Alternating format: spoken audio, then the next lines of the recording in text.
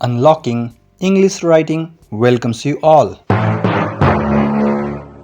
आज हामी कुरा गर्न गइरहेछौँ लिभ एप्लिकेसनको विषयमा। लिभ एप्लिकेसन भनेको के हो? क्वेसन र exam details, structure to write our leave application, keywords and phrases that we can use, tips to secure at least 60% marks assigned to this topic, त्यसबाट and then complete example with explanation version 1 and version 2। अन्तसम्म भिडियोलाई अवश्य हेर्नुहोला। Letter भनेको के हो? It is a type of written communication between two people, ठिक छ। र लिभ एप्लिकेसन भनेको के हो? So leave application letter is a formal letter जसमा हामी छुट्टीको लागि, ठिक छ, जसमा हामी छुट्टीको लागि अप्लाई गर्छौँ, पर्मिसन लिन्छौँ।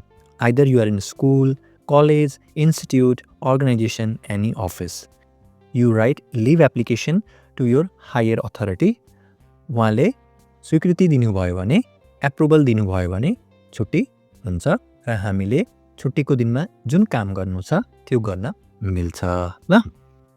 Now question details and exam details we can see. Class 8मा 150 वर्ड्समा आन्सर लेख्नुपर्छ, 10 मार्क्सको आउँछ लेटर राइटिङ। क्लास 9 र 10मा 150 वर्ड्सको लेख्नुपर्छ, 6 मार्क्सको आउँछ। क्लास 11 र 12मा दो it doesn't come but still आयो भने letter writing it comes for 180 words and यसको 8 मार्क्स हुन्छ ल। र हाम्रो फर्मल टाइपको लेटर हुन्छ, सो हामीले फर्मल फलो गर्नुपर्छ। Now we have two types of format that we use to write leave application. One is block format, other one is semi block format. So block फर्मेटमा सबै information जुन हामी लेख्छौँ it starts from left hand side. स्क्रिनमा हेर्दै हुनुहुन्छ, आउँदैछ, ठिक छ। सबै कुरा लेफ्ट ह्यान्ड साइडबाट सुरु हुन्छ, ठिक छ। र सेमी ब्लकमा right hand side, left hand side and then again right hand side, ठिक छ। स्क्रिनमा आउँदैछ, हेर्नुहोला।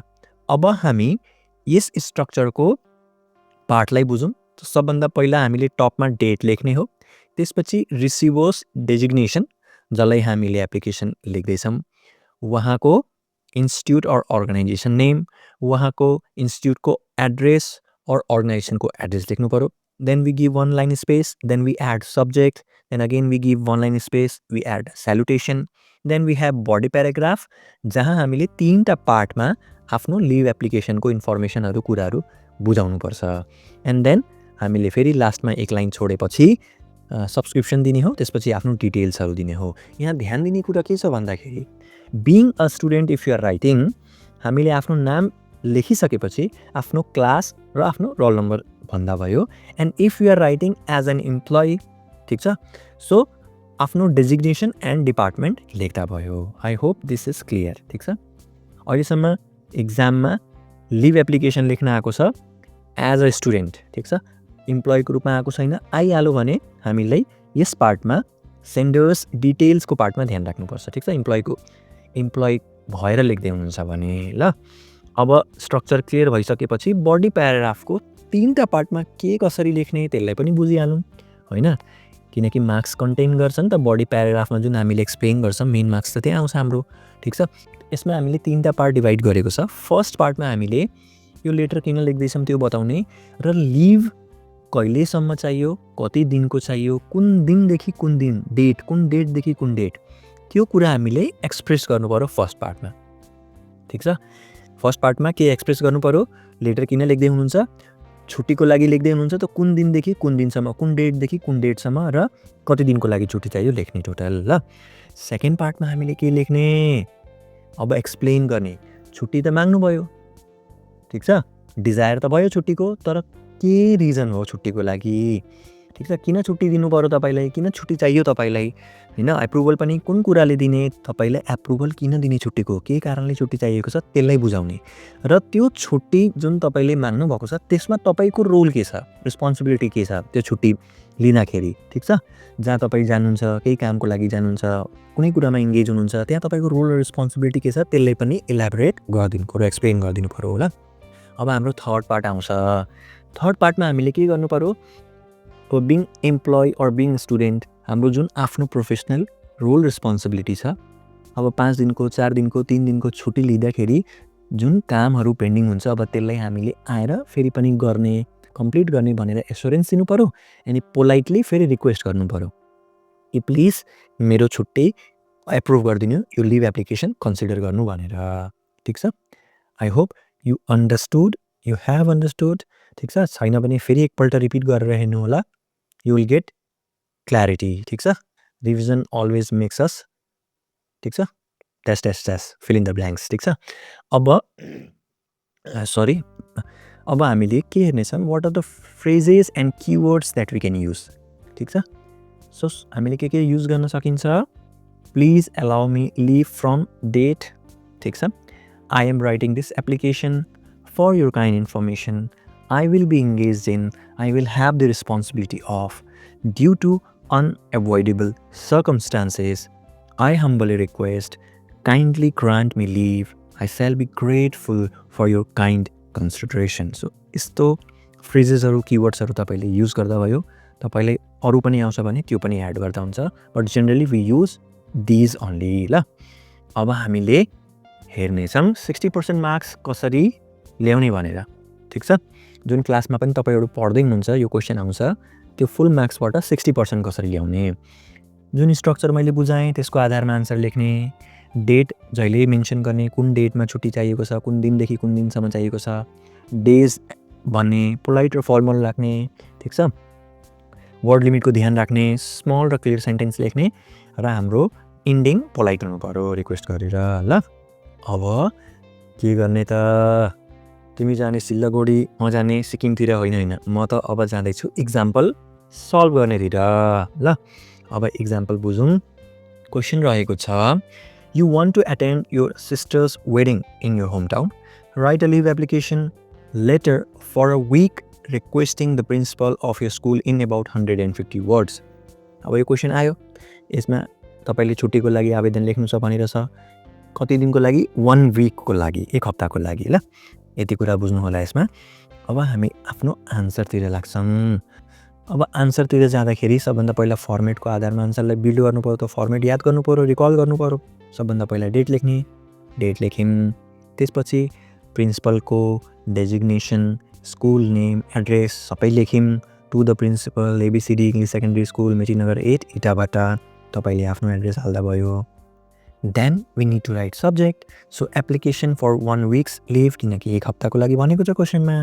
त्यसपछि respected sir or madam, we don't know who's the principal, so we are writing respected sir or madam. देन हामीले body प्याराग्राफको first पार्टमा explain गऱ्यौँ कि हामी के को लागि लेख्दैछौँ र डेट र कति दिनको लागि। ल, so I am writing to request a leave for 1 week from 2082-11-25 to 2082-12-1। ठिक छ, 1 हप्ताको लागि हामी लियौँ। ठिक, 30 गतेको महिना छ भने 1 हुन्छ, 31 को महिना छ भने 31 हुन्छ। ल, यो चाहिँ ध्यान राख्नु होला। र लिभ लेख्दाखेरि जुन दिनबाट तपाईँले लिभ माग्दै हुन्छ त्यो दिनदेखि काउन्ट गर्ने हो।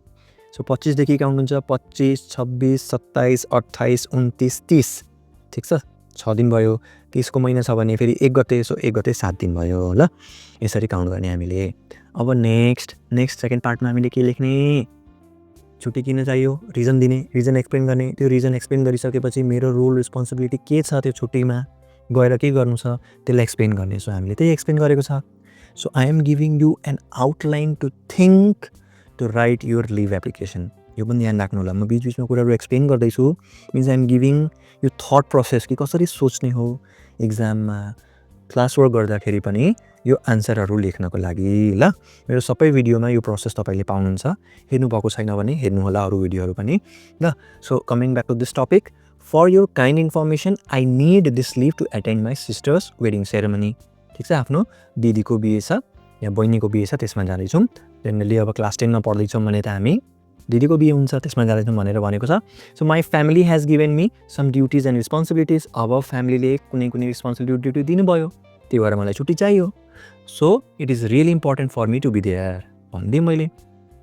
ठिक छ, अब यति भनिसकेपछि यो इभेन्ट मिन्स यो इभेन्टको प्लेस कहाँ छ त्यो पनि लेख्यौँ, किन एक्जाम क्वेसनमा दिएकै छ अलरेडी होम टाउन भनेर। So the event will take place in my home town, म होम टाउनबाट बाहिर बसेको छु, जानु पऱ्यो। ठिक छ, सो यो हामीले रिजन एक्सप्लेन गऱ्यौँ, रिजन पछि रोल रेस्पोन्सिबिलिटी दियौँ।